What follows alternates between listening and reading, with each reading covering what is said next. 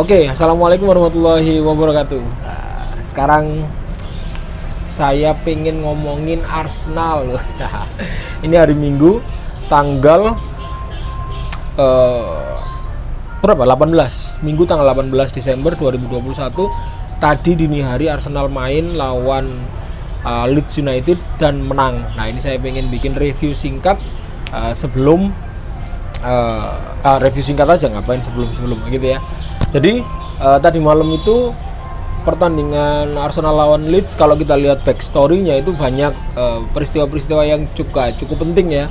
Yang pertama terkait Auba. Auba ini rame sekali dibicarakan, ban kaptennya dicopot sama Arteta karena dia terbukti melakukan tindakan-tindakan indisipliner yang juga sudah dilakukan ternyata beberapa kali. Bahkan Arteta mengatakan dia sudah sering sekali melanggar aturan yang dia buat sendiri untuk mengistimewakan Auba, tapi mungkin karena sudah sangat keterlaluan akhirnya Auba dicopot ya ban kapten dari tangannya, bahkan diparkir sejak lawan Southampton, termasuk lawan Leeds ini, lawan West Ham juga kalau nggak salah ya, lawan West Ham, lawan Southampton, lawan Leeds juga, ini dia tetap tidak masuk ke dalam squad. Jadi bukan hanya dicopot kaptennya, tapi juga mendapatkan sanksi sosial barangkali ya, nggak dimainkan. Padahal terakhir berita yang saya lihat itu dia sempat datang 1,5 jam lebih awal dari teman-temannya waktu di jam latihan terakhir. Tapi sepertinya memang itu tidak ngefek ke keputusan Arteta. Dan menurut saya itu keputusan yang sangat tepat. Sebagai seorang manajer, Arteta harus tahu caranya, kapan dia bisa lembut, kapan dia bisa memberikan satu kelonggaran, dan kapan dia harus tegas, bahkan mungkin terkesan otoriter. Nah, ini menurut saya rame juga kan kemarin ya background itu. Auba ini bakal diparkir terus atau nanti dipulihkan lagi statusnya sebagai kapten, atau bahkan dijual. Katanya Barcelona sih pengen ya, Barcelona berminat untuk mendatangkan, tapi nggak tahu itu rumor atau enggak. Yang pasti itu akhirnya Auba yang diparkir ini kan mengakibatkan pemain senior di Arsenal yang saat ini tersisa di line up inti ya tinggal Lacazette dan Saka ya, Granit Xhaka. Kalau Partey usianya sudah senior tapi kan masih pemain baru. Nah, ini menjadi sebuah pertanyaan, kira-kira Young Guns gitu ya, jadi Young Gunners ini benar-benar bisa nggak mengatasi situasi, bisa nggak Martinelli step up, dia menggantikan posisi Auba dan bisa bersinar. Itu pertanyaan backstory pertama. Backstory kedua adalah kondisinya Leeds United. Leeds United ini kan dalam posisi yang acak-acakan ya, dalam posisi yang benar-benar bisa dikatakan hancur karena banyak pemainnya yang cedera, terus sakit, termasuk juga akumulasi. Barangkali juga ada yang kena COVID. Intinya dia kehilangan sebagian besar pemain utamanya, bahkan tinggal 8 kalau tidak salah. Maka menghadapi Arsenal ini dia harus memanggil pemain akademi. Sebelumnya Leeds dibantai oleh Manchester City, skornya 7-0. Nah, ada backstory seperti itu. Lalu ketika pertandingan kemarin saya lihat jam 12:30 mainnya, jam yang sangat tidak ramah ya untuk penonton Indonesia. Arsenal menggunakan line up yang kurang lebih sama seperti ketika mengalahkan pertandingan terakhir lawan Southampton berarti ya. Iya, lawan West Ham. Jadi kiper Ramsdale, backnya kuartet ya, 4 main belakangnya tetap Tomiyasu, sang cahaya Arsenal, pemain Jepang yang luar biasa ini, Ben White, Gabriel sama Tierney. Menurut saya Arteta memang ingin benar-benar mempertahankan 4 back ini yang winning timnya lah gitu, 4 back yang sering dengan kiper Ramsdale itu menghasilkan clean sheet yang sangat penting bagi tim. Lalu di tengah ada duet Saka dan Partey yang luar biasa. Partey sepertinya memang jauh lebih cocok dengan Saka, di mana Saka bisa membantu meringankan beban bertahannya Partey dibandingkan dengan Sambilokonya. Sambilokonya barangkali memang lebih fluid ya, lebih cair, dia bisa lebih bergerak ke depan, menyerang, bahkan mungkin beberapa kali memberi umpan yang istimewa ke Saka waktu itu, ke Bukayo Saka waktu pertandingan lawan Southampton kalau tidak salah. Itu bahkan dia memberi umpan yang pada akhirnya bisa menjadi peluang emas gitu ya. Tapi dari sisi bertahan, Partey terlihat jauh lebih nyaman dengan Saka. Jadi dua pivotnya ini adalah Granit Xhaka dan Thomas Partey. Lalu di lini depan itu ada Saka, Bukayo Saka di sayap kanan atau penyerang winger kanan, terus Martinelli mengisi posisi Auba dan Lacazette menjadi striker utama. Di belakang Lacazette ada Odegaard, ya, our number 10 yaitu Emil Smith Rowe ditaruh di cadangan. Saya tidak tahu ini apakah terkait fisik ataukah taktikal ya. Tapi yang pasti kalau dilihat dari jalannya pertandingan dengan formasi winning team ini yang berhasil membawa Arsenal ke peringkat 4 setelah mengalahkan West Ham kemarin, itu terlihat sangat agresif. Bahkan di 3 menit awal sudah ada peluang dari Lacazette ya. Lacazette itu mendapatkan umpan dari Odegaard yang sangat luar biasa. Odegaard di pertandingan ini terlihat memiliki visi umpan-umpan yang sangat berkelas. Berkali-kali setelah Lacazette itu diblok oleh kiper, terus ada lagi beberapa kali umpan dia, dan terakhir kan golnya si Emil Smith Rowe juga mungkin bagi Odegaard, nah akhirnya jadi assist juga. Akhirnya jadi assist juga setelah beberapa kali umpan-umpannya gagal dimanfaatkan oleh teman-temannya. Sebenarnya bukan gagal dimanfaatkan ya, karena memang diblok gitu. Karena memang secara umpan-umpannya itu sudah sangat enak sekali untuk mencetak gol. Nah dari awal itu sudah terlihat sekali agresif sampai menemukan peluang pertama namun diblok. Nah pertandingan berjalan dengan intensitas yang sangat tinggi. Leeds memang terkenal sebagai tim yang bisa dikatakan nekat barangkali ya, dalam tanda kutip. Kayak semangat di perang itu kayak puputan margarana gitu. Wah, wis gak apa-apa, hancur-hancuran, pokoknya bermain terbuka. Kan makanya di Manchester City dia dibantai 7-0. Ini juga begitu gitu. Berkali-kali ketika pemain Leeds kehilangan bola, terus terjadi serangan oleh Arsenal, itu sangat terbuka sekali. Bukayo Saka berkali-kali mendapatkan peluang. Hingga akhirnya memang di babak pertama saja Arsenal sudah unggul 3-0. Saya sudah seneng, wah bisa-bisa ini seperti Manchester City 7-0 ya. Tapi memang di babak kedua mereka jauh lebih rapi. Nah di babak pertama itu akhirnya seperti yang tadi saya bilang, Martinelli apakah bisa step up? Ternyata dalam pertandingan ini yang saya lihat ya dari Martinelli ini adalah finishingnya jauh lebih klinis. Ini yang beberapa kali kalau saya ngobrol sama teman-teman penggemar Arsenal juga itu selalu saya soroti. Martinelli ini kecepatannya sangat luar biasa, tekniknya juga luar biasa. Teknik dia dalam dribbling dan sebagainya, walaupun dia ada kekurangan dari sisi pemahaman visi ruang gitu. Bagaimana dia melihat posisi temannya, kapan dia mengumpan, pengambilan keputusannya itu masih lemah, termasuk finishing. Nah di pertandingan ini dan juga di 1 atau 2 pertandingan sebelumnya itu terlihat ada kemajuan dari sisi itu. Barangkali mungkin sudah di istilah anak-anak itu di BKI ya sama Arteta. Dari sisi umpan dia harus bisa berbagi, jangan terlalu lama menahan bola. Umpan-umpannya juga harus pas timingnya, termasuk finishing. Dan terlihat sekali di pertandingan ini. Di pertandingan lawan MU bahkan dia assist kan, Martinelli sudah mulai assist ke Odegaard, ditendang kaki kanan ya sama Odegaard, gol kedua itu yang kita kalah 2-3 itu.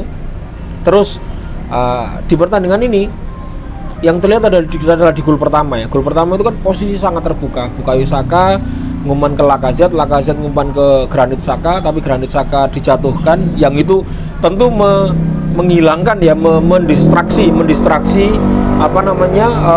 konsentrasi back ini penalti apa enggak gitu. Lalu Lacazette mencoba merebut bola liar, Martinelli langsung menendang dan masuk dengan sangat telak, jadi tidak terlalu tinggi dan tidak terlalu rendah, benar-benar pas begitu. Ini kalau finishingnya masih ngaco kayak sebelumnya mungkin bisa bola out atau mungkin mencengan dan sebagainya. Teman-teman juga perlu tahu, sebelum lawan Leeds ini, kemarin lawan Southampton yang kita menang 3-0, lawan West Ham yang kita menang 2-0, itu kan golnya sangat Henry sekali gitu ya, sangat Henry sekali. Dia mendapatkan umpan dari Lacazette, lalu dia sprint, terus dia flashing pelan gitu ke tiang jauh. Itu kan khas Henry sekali. Nah itu saya lihat, ini sudah lumayan nih finishingnya. Ternyata tadi malam dibuktikan lagi bahwa yang kemarin itu nggak kebetulan gitu. Jadi dia benar-benar menendang dengan sangat cermat. Gol yang kedua lebih bagus lagi kalau teman-teman lihat. Bahkan saya melihat gesturnya ketika meminta bola ke Granit Xhaka. Granit Xhaka kan waktu itu diserang lalu bola lepas dari pemain Leeds di Granit Xhaka, posisinya di lapangan tengah di garis tengah itu. Posisi Martinelli itu tertinggal di belakang tapi dia sudah posisi onside. Itu gesturnya itu udah kayak Ronaldo. Saya, wih, ini kalau bener-bener begitu bisa luar biasa nih prospeknya si Martinelli. Gesturnya, cara berlarinya, yang paling kelihatan cara berlarinya, berjingkatnya. Ronaldo itu kan khas ya, larinya tuh dia nggak nempel gitu telapaknya, tapi berjingkat gitu, supaya mungkin kayak lari kijang yang sprint jarak pendek itu cepat gitu. Jadi nggak jarak panjang, tapi jarak pendek itu cepat. Nah, waktu itu Martinelli begitu, dia minta bola dan Granit Xhaka tentu dengan umpan daerahnya yang sangat luar biasa, terkenal sangat luar biasa, dia berhasil mengirim umpan, dibawa sama Martinelli, dan golnya sendiri pun sangat cantik ya, dicop gitu, dicop melewati kiper. Jadi bukan ditendang keras, bukan di flashing jauh, tapi dicop. Itu menurut saya juga menggambarkan finishing dan ketenangan dari Martinelli yang sangat luar biasa. 2-0 buat Arsenal. Gol ketiga ini adalah gol dari Bukayo Saka. Ini juga sekali lagi terjadi dengan posisi ketika diserang itu hampir kosong. Backnya itu benar-benar tercerai-berai begitu. Ini bisa dua kemungkinan ya. Memang boleh jadi pemain-pemainnya akademi sehingga masih sangat junior. Lalu yang kedua, ya memang gaya menyerang itu atau kombinasi keduanya gitu. Jadi membuat kondisi seperti itu. Bukayo Saka bebas, terus dia mengumpan, intinya terjadi lagi scrimmage begitu ya di depan gawang. Lacazette mencoba merebut bola, terus bola ada di Bukayo Saka lagi, terus ditendang, kayaknya sempat deflection ya, membentur pemain Leeds, terus berbelok arah. 3-0 buat Arsenal.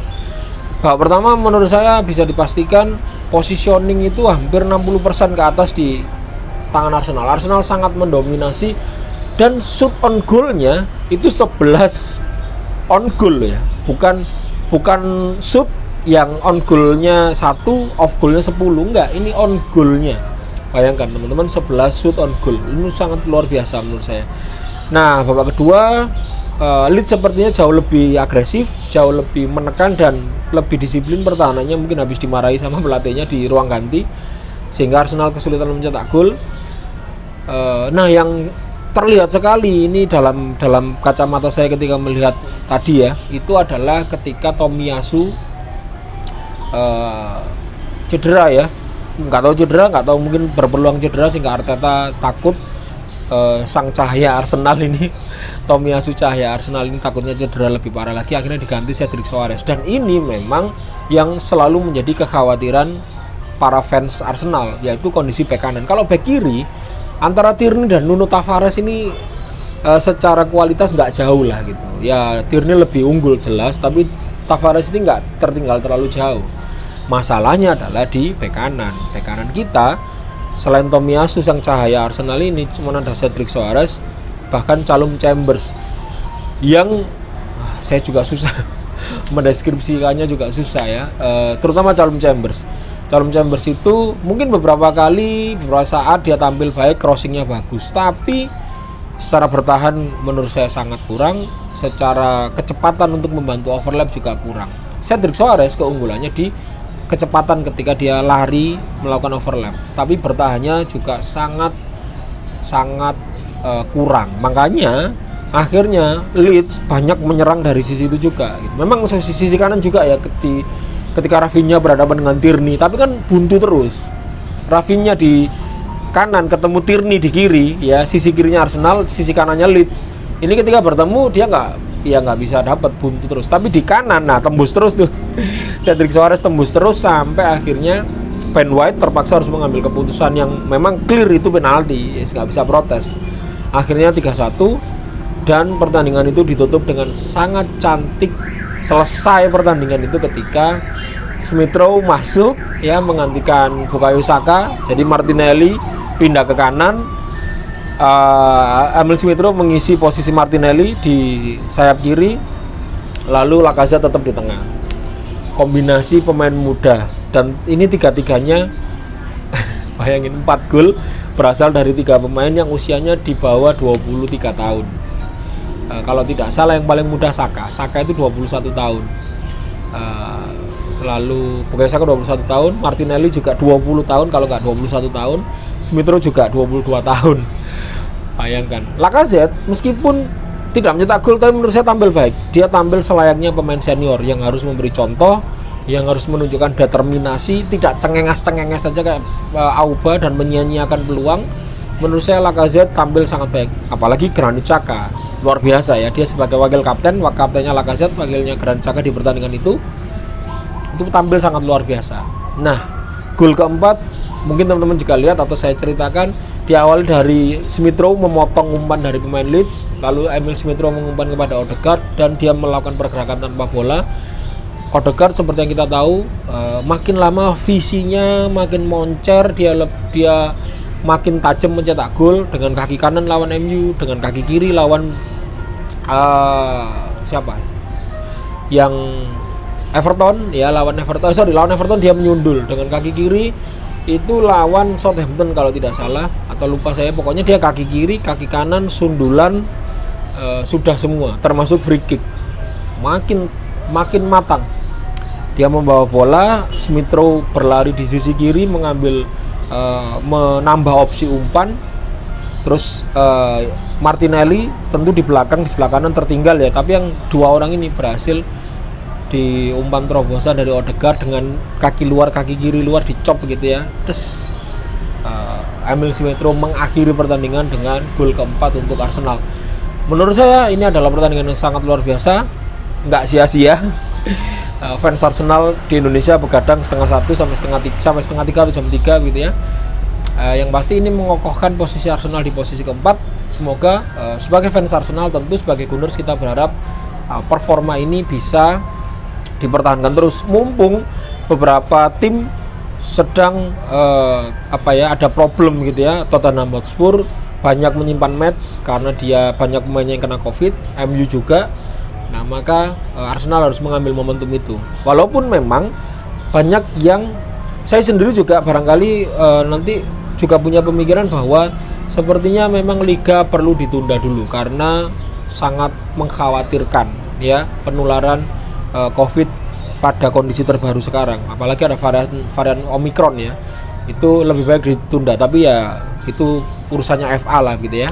Intinya sekarang Arsenal di posisi keempat, poinnya 32, unggul 4 poin dari West Ham, tapi West Ham menyimpan 1 pertandingan. Jadi kalau West Ham menang ya selisih 1 poin lagi. Tottenham Hotspur di posisi ke-6, MU di posisi ke-6, Tottenham Hotspur di posisi ke-7, tapi MU nyimpen 1 atau 2 match, Spurs juga nyimpen 2 match. Nah, mungkin itu review sekilas tapi tetap 18 menit ya. Oke, mungkin itu yang bisa saya bahas ini adalah konten pertama saya mereview pertandingan Arsenal. Kedepan nanti pengen juga mereview terus, meski menang ataupun kalah, saya akan terus mencoba mereview pertandingan Arsenal, khusus Arsenal karena saya Gunners, saya nggak ngurus tim-tim lain gitu. Kalau kalah nanti saya cari bagaimana momen-momen penting sebenarnya yang sebenarnya harus bisa dimanfaatkan.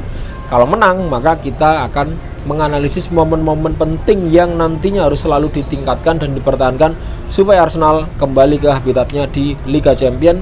Syukur-syukur tahun ini bisa tembus, tahun depan bisa bersaing untuk merebut gelar juara Liga Inggris. Baik, mungkin itu, terima kasih. Wassalamualaikum warahmatullahi wabarakatuh.